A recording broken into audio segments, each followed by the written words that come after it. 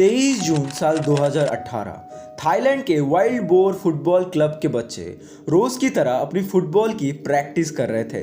इन सारे बच्चों की उम्र बहुत ही कम था, अराउंड 11 से 16 साल के बीच, और इनके साथ था 25 साल का इनका असिस्टेंट कोच। उस दिन उनमें से एक बच्चे का बर्थडे था, तो सभी मिलके एक प्लान बनाते हैं। इस मौके पे सारे मिलके टाउन के पास थाम लुआंग नाम केव में एडवेंचर करने जाएंगे, जो आगे चल के उनकी लाइफ की सबसे बड़ी गलती साबित होने वाला था। मैच खत्म होने के बाद बच्चे और उनके असिस्टेंट कोच किसी को ना बताए ही केव की तरफ जाने लगते हैं। वो लोग केव के बाहर अपनी बाइसाइकिल्स और बैग को रख के एडवेंचर करने के लिए केव के अंदर चले जाते हैं। उनका प्लान था सिर्फ 1 घंटे तक एडवेंचर करना, लेकिन उन्हें क्या पता था कि ये 1 घंटे की वो मस्ती उनके लिए 18 दिन की जिंदगी और मौत की जंग बन जाएगी। ये केव पूरा पिच ब्लैक और एक्सट्रीमली कॉम्प्लेक्स था। बच्चे इस केव के काफी अंदर तक चले जा चुके थे। कुछ देर बाद बाहर बारिश शुरू हो जाता है और ये बारिश कई दिनों तक रुकने वाला नहीं था, जिसके दौरान केव में पानी भरने लगा था। जब तक बच्चों को कुछ पता चले, धीरे धीरे पानी केव में भरता जा रहा था। केव के एंट्रेंस में अब फ्लड आ गया था और वो पूरा ब्लॉक हो चुका था। अब सारे बच्चे केव के अंदर ट्रैप हो जाते हैं। उस दिन शाम के 7 बजे उनके टीम के हेड कोच अपने फ़ोन को साइड में रख के दूसरे टीम का नेक्स्ट मैच की ट्रेनिंग करवा रहे थे। थोड़ी देर बाद जब उन्होंने अपने फ़ोन को देखा तो उसमें बच्चों के पेरेंट्स के कई मिस कॉल्स थे। फ़ोन घुमाने के बाद उनको पता चलता है कि बच्चे अभी तक घर नहीं पहुंचे थे। जिसके बाद हेड कोच ने इंडिविजुअली सभी को कॉल किया, लेकिन किसी का कॉल लग नहीं रहा था। लकीली सैंग पोंग नाम के एक बच्चे का कॉल लग जाता है और ये भी उसी जूनियर टीम का एक हिस्सा था। लेकिन ये एडवेंचर करने नहीं गया था, ये सीधा घर लौट गया था। एक्चुअली इससे ही बच्चों के केव के बाहर एडवेंचर के बारे में पता चलता है। बच्चों के पेरेंट्स और पुलिस वहां पर जाने के बाद उन्हें केव के बाहर बच्चों के बाइसाइकिल्स और बैग मिलते हैं, जिसके बाद कंफर्म किया जाता है कि सारे बच्चे केव के अंदर फंस गए हैं। अब शुरू होने वाला था दुनिया का सबसे मुश्किल रेस्क्यू मिशन। हेलो दोस्तों, मेरा नाम है साइतास। आइए जानते हैं इम्पॉसिबल कहा जाने वाले थाई केव रेस्क्यू मिशन के बारे में आज के इस वीडियो में। Search continues for 12 boys and their soccer coach who've been missing for 3 days in Thailand. Rescuers are racing to pump free water a dozen out of boys trapped in a flooded cave in northern Thailand. There are fears those boys and their soccer coach could be running out of 12 boys air. and their football coach who went missing in a cave in Northern Ireland. Rescue divers cleared a key hurdle in the increasingly desperate search. Unfolded in Thailand, where a youth soccer team had been trapped in a cave. बच्चों को बचाने के लिए town के local authorities ने situation की गंभीरता को देखते हुए रेस्क्यू टीम के साथ थाई नेवी सील को इस मिशन में जोड़ लेते हैं और एक क्राइसिस मैनेजमेंट टीम बनाया जाता है। हजारों के तादाद में लोकल लोग वॉलंटियर बन के हेल्प करने के लिए केव के पास जमा होते हैं। ये मॉनसून की शुरुआत थी, इसीलिए बारिश कई महीनों तक चलने वाला था, इसीलिए केव के बाहर एक वार्निंग साइन भी लगा हुआ था।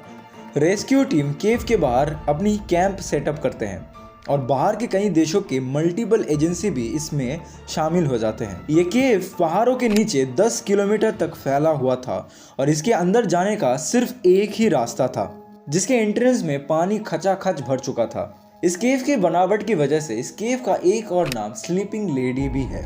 ये केव बड़ा ही कॉम्प्लेक्स था। इस केव के अंदर एक टी सेक्शन भी है, जहाँ से 2 रास्तों में केव स्प्लिट हो जाता है। अब थाई नेवी सील के डाइवर्स केव के अंदर अपनी फर्स्ट डाइव लगाते हैं, लेकिन वो थोड़ी देर बाद खाली हाथ लौट आते हैं, क्योंकि केव के अंदर विजिबिलिटी बहुत ही कम था, जिसकी वजह से थाई नेवी सील आगे बढ़ ही नहीं पा रहे थे। और ऊपर से बारिश की पानी की वजह से डाइवर्स को अंदर जाने में बहुत ही मुश्किलें हो रहे थे। इसीलिए पानी को कम करने के लिए इंजीनियर्स के द्वारा केव के बाहर बड़े बड़े पंप लगाए जाते हैं, जिससे 10,000 लीटर पर आवर की स्पीड से पानी को केव से बाहर निकाला जा रहा था। लेकिन पहाड़ के ऊपर से और आसपास से पानी फिर से दोबारा केव में जमा हो रहा था। केव में फ्लडेड पानी की वजह से एंट्रेंस से घुसना बहुत ही मुश्किल हो रहा था, इसलिए हेलीकॉप्टर्स के द्वारा पहाड़ के ऊपर से केव में घुसने का कोई दूसरा रास्ता ढूंढा जा रहा था। यहाँ तक कि पहाड़ में ड्रिल करके उसमें कैमरा ड्रोन भेजकर बच्चों की लोकेशन ढूंढने की कोशिश किया जा रहा था, लेकिन इसमें से कोई भी आइडिया काम में नहीं आ रहा था। अब लकीली वहाँ पर बर्नॉन अर्सवर्थ नाम के एक ब्रिटिश केवर मौजूद थे। इन्हें केव डाइविंग का 40 साल का एक्सपीरियंस था और वो काफी दिनों से इस केव को स्टडी कर रहे थे। वर्नोन जब बच्चों को ढूंढने के लिए केव के अंदर गए, पानी के बहाव की वजह से वो भी ज्यादा दूर तक नहीं जा पाए थे। केव के बाहर आके वर्नोन को पता चल गया था कि ये मिशन बहुत ही चैलेंजिंग होने वाला था।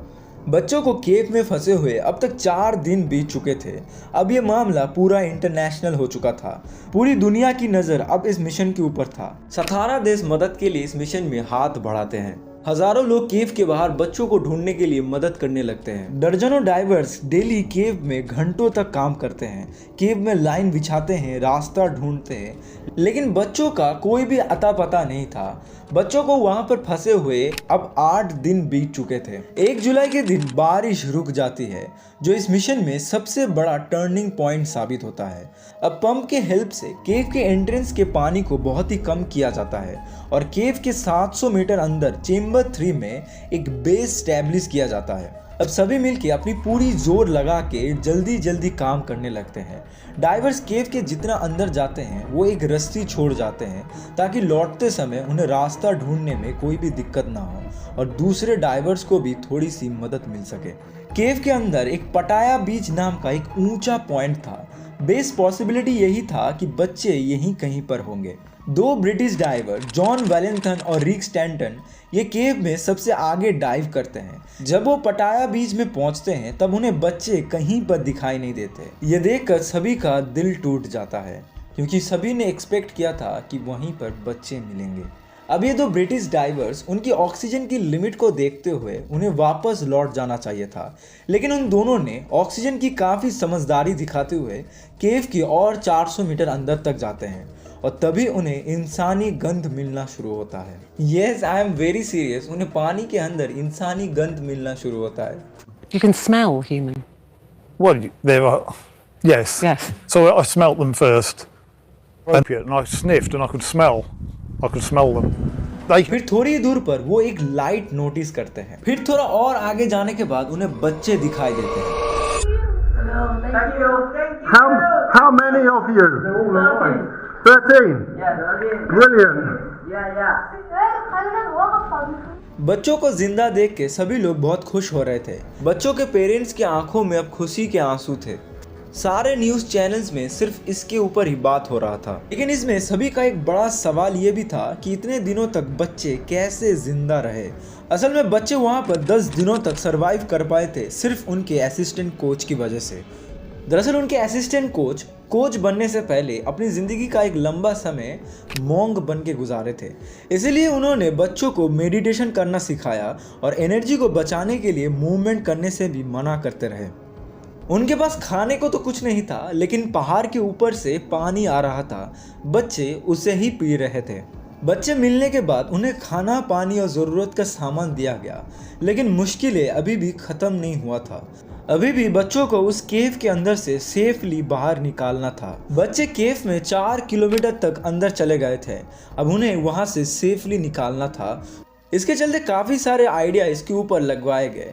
इनमें पहला था बच्चों को केव के अंदर ही रहने दिया जाए और टाइम टू टाइम उन्हें खाना पानी प्रोवाइड किया जाए जब तक ना मॉनसून ख़त्म हो जाए। जिसके बाद मॉनसून ख़त्म होने के साथ जब पानी का लेवल कम हो जाएगा, बच्चों को वहाँ से सेफली बाहर निकाल दिया जाएगा। लेकिन इसमें प्रॉब्लम ये था कि मॉनसून तो जस्ट शुरू हुआ था, इसे ख़त्म होने में 4-5 महीने लगने वाले थे। और इसमें एक और बड़ा प्रॉब्लम यह भी था कि केव के अंदर ऑक्सीजन लेवल केवल 15% थे, जहां पर नॉर्मली 21% ऑक्सीजन होना चाहिए था।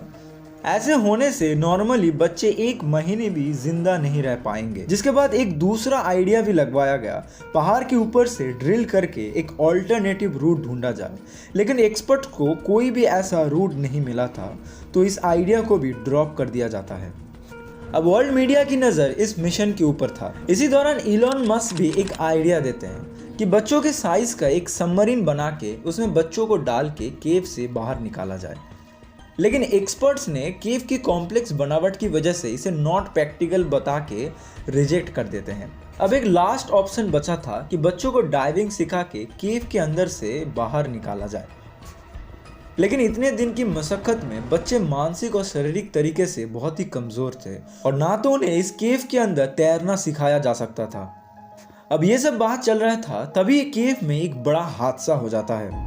दरअसल अब तक बच्चों को केव के अंदर टाइम टू टाइम खाना और ज़रूरत की सामान प्रोवाइड किया जा रहा था। इस बीच दर्जनों डाइवर्स डेली केव में डाइव कर रहे थे। ऐसे एक नेवी सील के डाइवर सैमन गुनान डेली की तरह ऑक्सीजन डिलीवर करते समय 6 जुलाई के दिन अचानक ऑक्सीजन की कमी की वजह से बेहोश हो जाते हैं। तभी उनके पास से गुजरने वाले डाइवर ने उन्हें पानी से निकाल के उन्हें बचाने की बहुत कोशिश की, लेकिन कुछ ही देर में उनकी मौत हो जाती है। सैमन गुनान जैसे एक्सपीरियंस डाइवर की मौत की वजह से रेस्क्यूअर्स के मन में बच्चों के लिए एक बड़ा ही डर पैदा कर दिया था। अब अंत में एक लास्ट ऑप्शन बनाया गया कि बच्चों को बेहोशी की हालत में डाइव करा के केव के बाहर लाया जाएगा, क्योंकि अंदर फ्लडेड केव में डाइव के दौरान बच्चे पैनिक भी कर सकते हैं, जिससे उनकी जान भी जा सकती है। तो अब फाइनली बच्चों को बेहोशी की हालत में ऑक्सीजन मास्क पहना के हाथ बांध कर केव के बाहर लाने की योजना बनाया गया, जो पूरी तरीके से एक्सपेरिमेंटल था। अब इसमें एक और इंसान की जरूरत था जो डॉक्टर के साथ एक एक्सपीरियंस डाइवर भी हो, और रियली दुनिया में ऐसे बहुत ही कम लोग एग्जिस्ट करते हैं। इस मिशन के लिए ऐसे एक इंसान को ढूंढा गया, रिचर्ड हैरिस, लेकिन उन्होंने बोला कि बच्चों को इसमें बचने की पॉसिबिलिटी 0 के बराबर है। अब मुश्किल और भी ज़्यादा बढ़ जाता है जब वेदर रिपोर्ट के अनुसार 10 जुलाई के बाद बहुत मात्रा में बारिश शुरू होने वाला था। तो अब रेस्क्यू टीम को 8 जुलाई 2018 को इस रेस्क्यू मिशन को करना था, जो इस वर्ल्ड का सबसे मोस्ट डेंजरस और डेयरिंग रेस्क्यू मिशन होने वाला था। अब डॉक्टर रिचर्ड हैरिस केव में जाके बच्चों के एज और वेट के हिसाब से बेहोशी के इंजेक्शन रेडी करने लगते हैं। अब प्लान ये था कि एक बार में 4 बच्चों को केव से बाहर निकाला जाएगा। इसमें जॉन वॉलेंथन, रिक स्टैंटन, जेम्स मेल्सन, क्रिस जुएल्स जैसे ब्रिटिश डाइवर्स मौजूद थे। हर बच्चे के साथ एक एक डाइवर चलने वाले थे। 8 जुलाई के दिन पहले 4 बच्चों को केव से बाहर निकाला जाने लगा। पूरी दुनिया के मीडिया की नजर इस मिशन के ऊपर था। सभी डाइवर्स के ऊपर हाई प्रेशर थे। हर डाइवर गाइड रोप को पकड़ के संभाल के बच्चों को बाहर ला रहे थे। बीच रास्ते में अगर बच्चे उठकर पैनिक करने लगे तो इमरजेंसी में डाइवर्स को एक दूसरा इंजेक्शन उस बच्चे को लगवाना था। लगातार कई घंटों तक डाइव करने के बाद बच्चों को चेंबर 3 तक लाया गया, जिसके बाद चेंबर 3 में बच्चों को मेडिकल चेकअप करने के बाद टेक्निकल टीम बच्चों को केव के बाहर लाते हैं और फिर उन्हें तुरंत ही एक हॉस्पिटल में भेज दिया जाता है। और इसी तरह 9 जुलाई के दिन सेम तरीके से बच्चों को केव से बाहर निकाला गया। पहले उन्हें चेंबर 3 में लाया गया, फिर उनकी वहां पर मेडिकल चेकअप करने के बाद टेक्निकल टीम उन्हें केव के बाहर लाए और फिर उन्हें सीधा हॉस्पिटल में भेज दिया गया। 10 जुलाई के दिन रेस्क्यू मिशन का आखिरी दिन था। इस बार डाइवर्स को काफ़ी सारे प्रॉब्लम्स का सामना करना पड़ता है। अब बारिश भी शुरू हो चुका था और इस बार प्लान था कि 4 बच्चों के साथ असिस्टेंट कोच को भी केव से बाहर लाया जाएगा, लेकिन बारिश की वजह से केव में पानी पिछली बार से ज्यादा बढ़ गया था। और इसमें एक और प्रॉब्लम ये भी था कि 4 बच्चों में से एक बच्चे के मुंह पे ऑक्सीजन मास्क सही से फिट नहीं हो रहा था। फिर उस बच्चे को एक दूसरा मास्क दिया जाता है, लेकिन वो भी सही से फिट नहीं हो रहा था। लेकिन डाइवर इस बार किसी तरह उसी मास्क से काम चला लेते हैं और बच्चों को लेकर पानी में डाइव कर जाते हैं। अब इसमें क्रिस जुएल्स भी एक बच्चे को लेके जा रहे थे, लेकिन चेंबर 4 के वहां पर क्रिस के हाथ से गाइड रोप छूट जाता है। पानी में बहुत ढूंढने के बाद भी उन्हें रोप नहीं मिल रहा था। काफी ढूंढने के बाद उन्हें एक इलेक्ट्रिकल लाइन मिलती है और वो उसी लाइन को पकड़ के गलती से पीछे की ओर जाने लगते हैं। आखिर में उन्हें एक छोटा सा पैसेज मिलता है। वो वहां पर रुक के कुछ गलती महसूस करते हैं। फिर उन्होंने रियलाइज किया कि वो गलती से दूसरी दिशा की ओर जा रहे थे। फिर उन्होंने गाइड रोप को ढूंढ निकाला और चेंबर 3 की ओर जाने लगे। अब चेंबर 3 में सारे बच्चे और असिस्टेंट कोच की मेडिकल चेकअप करने के बाद टेक्निकल टीम उन्हें केव के बाहर लाके सीधा हॉस्पिटल भेज देते हैं। इसी तरह केव में फंसे हुए 18 दिन के बाद सक्सेसफुली उन्हें रेस्क्यू कर लिया जाता है। वर्ल्ड मीडिया में एक खुशी का लहर उठ चुका था। चारों तरफ सिर्फ बच्चों के बाहर आने की खबरें चल रहे थे। But we begin this hour in Thailand, where a mission that seemed almost impossible has now been accomplished. An international team of expert divers rescued the last 5 members of a boys' soccer team from that cave today. 12 boys who had been trapped underground in Thailand were rescued by a team of Navy SEALs. All 12 boys who were trapped, along with their coach, have finally made it out of the northern Thailand cave. और शुरुआत कर रहे हैं इस वक्त की बड़ी खबर के साथ। थाईलैंड में रेस्क्यू ऑपरेशन खत्म हो चुका है। सभी 12 बच्चों और कोच को थाम लुआंग गुफा से बाहर निकाल लिया गया है। Breaking news that we have to tell you about right now. After being trapped for 18 days, all 12 boys and their soccer coach have been successfully rescued from a cave. अब बच्चों के पेरेंट्स खुशी से नाचने लगते हैं। इधर बच्चों को कुछ दिन हॉस्पिटल में रखा गया। केव में इतने दिन रहने के बाद भी उन्हें कोई भी मेजर प्रॉब्लम नहीं हुआ था और कुछ दिन बाद उन्हें घर भेज दिया गया था। अब 10,000 वॉलेंटियर, 2,000 से भी ज्यादा सोल्जर और 100 से भी ज्यादा डाइवर्स, करोड़ों लोगों की दुआएं रंग लाई थी। बच्चे सारे के सारे सेफली घर लौट चुके थे और बाद में सैमन गुनान की एक मूर्ति बनाई जाती है केव के बाहर, उनकी इतनी बड़ी कुर्बानी को देखते हुए। अगर आप लोगों को ये वीडियो पसंद आया है तो आप लोग इस वीडियो को देख सकते हो। बहुत बहुत धन्यवाद।